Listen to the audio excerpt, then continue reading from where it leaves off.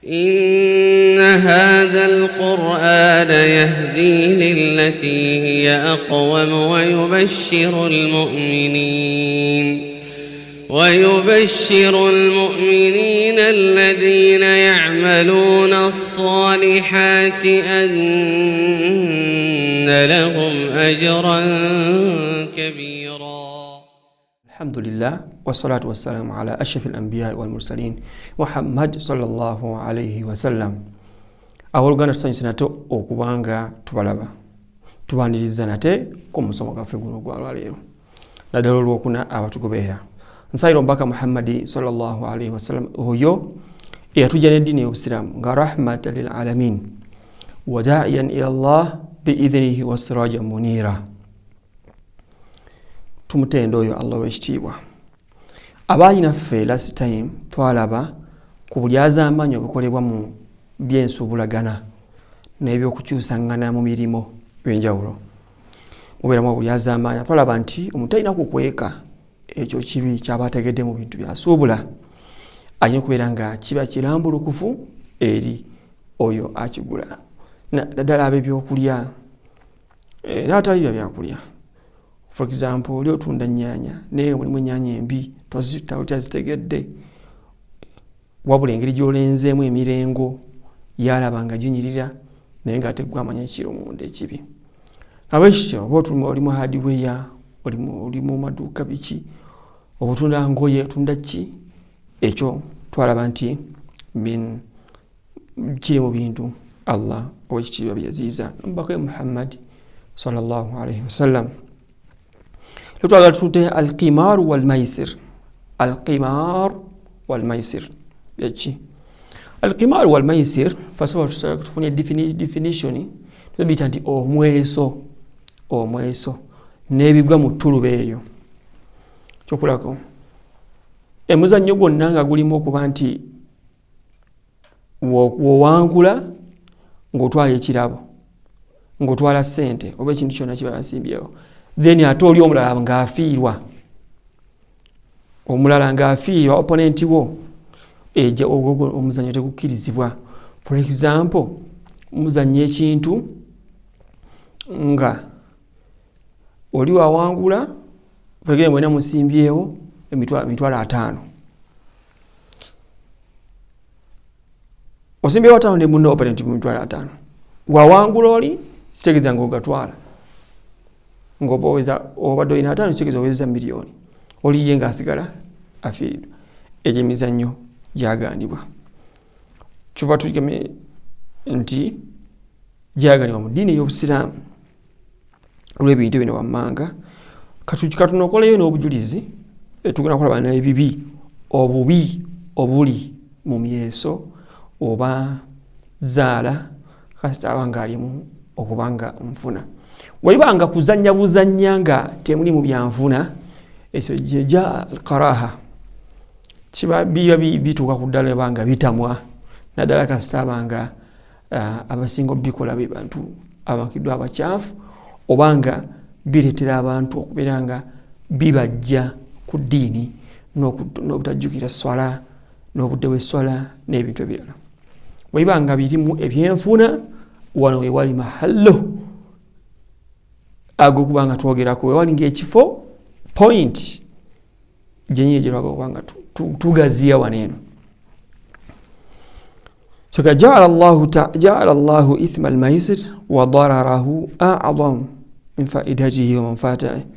Faqala ta'ala, Allah yafuula nti omugaso guli mu mweso gw'okusimbawo kano kafuna kano tekafuna ebintu ebityo kati kiwa kyolondako olondako ekifunga sente zo bazirya bantu balina ebizannyo biwe bityo olusi babiteeka abantu ku makubo.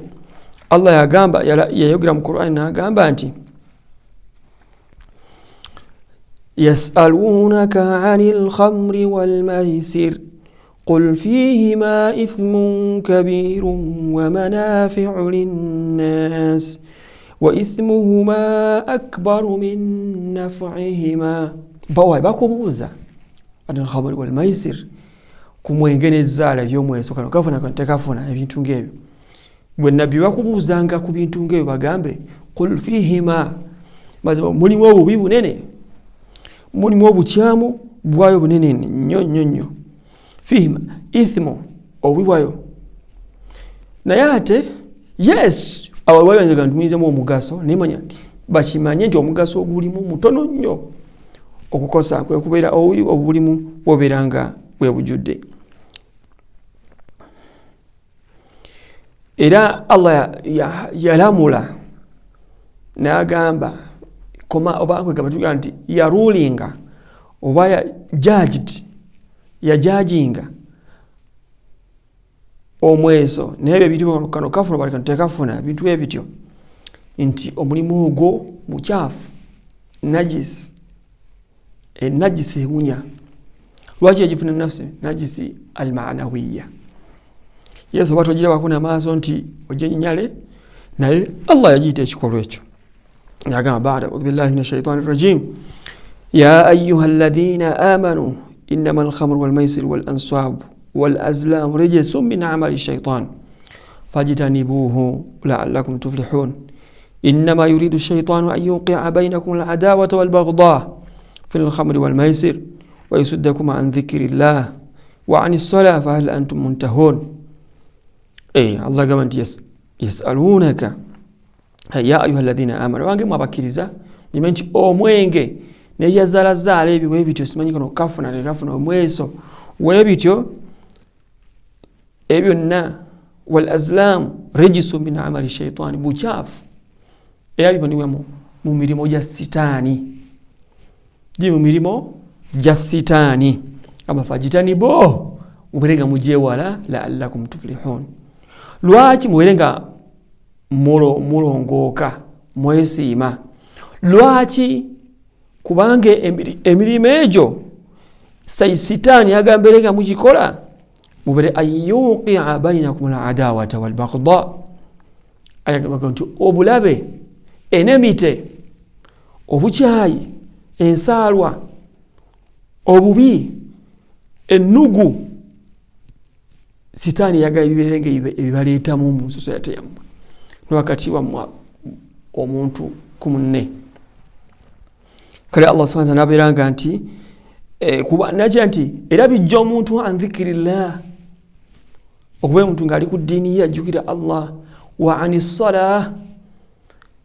Bantu kizibu nnyo omuntu okubanga majority abasinga okubanga biyita mu bino ebizannyo satajiduhum ojja basiŋŋaana nga obunafu bwabwe bunene nnyo ku kusaala esswala ettaano nti abeere nga azannya ebizannyo ebyo naye nga tajjumbire esswala alfajr wadhuhur wal asr maghribu ne isha ezo esswala nti asaala fajiri ne dhuhuri agisaala mu jamaa oba musajja ku muzikiti nti ne asri agisaale ne magharibi ne ishai kyakusiŋŋaana nga abambi obunafu bwabwe bunene nnyo.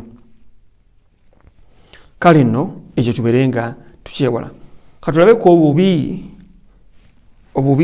tubwogeddemu obubi obuleeta nti buleeta obukyayi wakati w'abantu, buleeta obukyayi wakati w'abantu. Allah akyoga innama yuridu shaitan an yuqi'a bainakum al'adawata.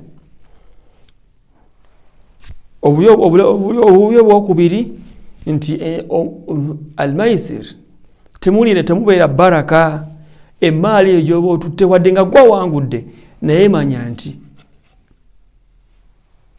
emaali terina mikisa eyinza okuba nga wakagifuna bwoti notanamanya amakubo gogisaasaanyizaamu expenditure mwezigenze emaali oyinza n'obutamanyaawo. Omuntu azanya emizannyo egyo point eyokusatu aba mu butuufu tafuna kirowoozo kyakugivaako kaseera gamba yes nfunye kangende maaso nyongere ate njafunira ddala ate ono afiiriddwa agamba kanyongere nzanye bere nga nunula loosi gye nfunye.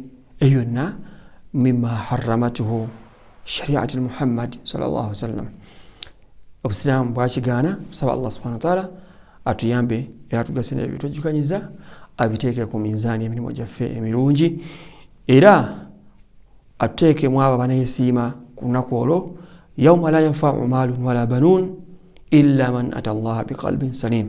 Assalamu alaikum warahmatullahi wabarakatuh.